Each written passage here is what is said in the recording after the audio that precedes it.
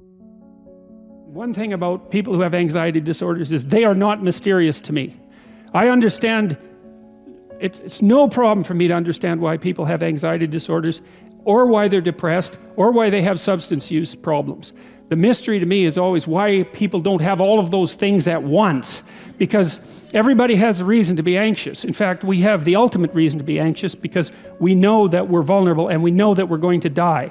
And how you cannot be anxious under those circumstances is a great mystery. It's a massive mystery. And the same thing applies with regards to depression. And then the same thing applies to some degree with regards to drug and alcohol abuse. As I said last week, there's plenty of reasons to drown your consciousness in alcohol, that's for sure. We could refer to the aforementioned anxiety and depression, not least. And so, and the sorts of drugs that people are prone to take are chemicals that take the affective edge off the tragedy of life.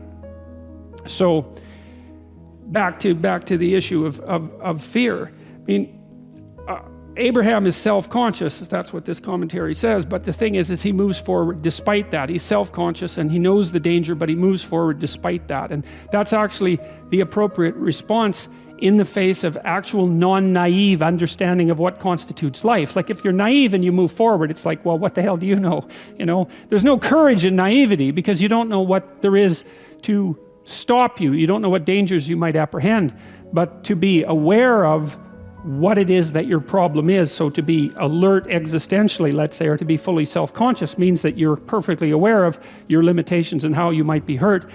And then to make the decision to move forward into the unknown and the land of the stranger. Anyways, I would say that's one of the secrets to a good life. And I can say that really without fear of contradiction, I would say, because the clinical literature on this is very, very, very clear. What you do with people who are afraid, and to some degree depressed, but certainly anxious, is you lay out what they're anxious about, first of all, in detail. What is it that you're afraid of? What might happen?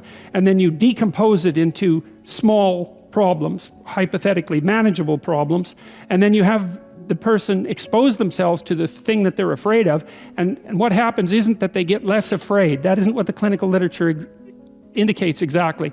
What happens instead is they get braver. And that's not the same thing, right? Because if you get less afraid, it's like, well, the world isn't as dangerous as I thought it was, you know, silly me. If you get braver, that's not what happens. What happens is, yeah, the damn world's just as dangerous as I thought, or maybe it's even more dangerous than I thought, but it turns out that there's something in me that responds to taking that on as a voluntary challenge and grows and thrives as a consequence.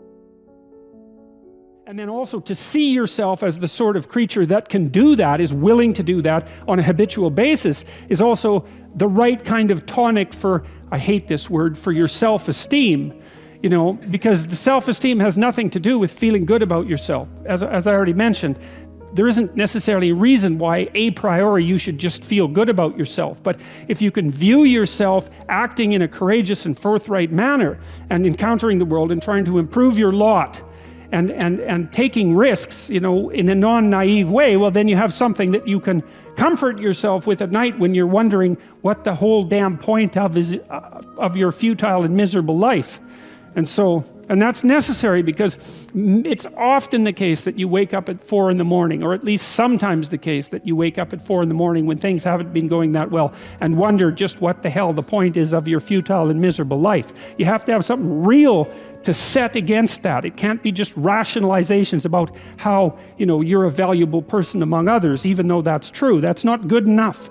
You need something that's more realistic to set against that. And observing courage in yourself is definitely one of the things that can help you sleep soundly at night when things are destabilized a little bit around you.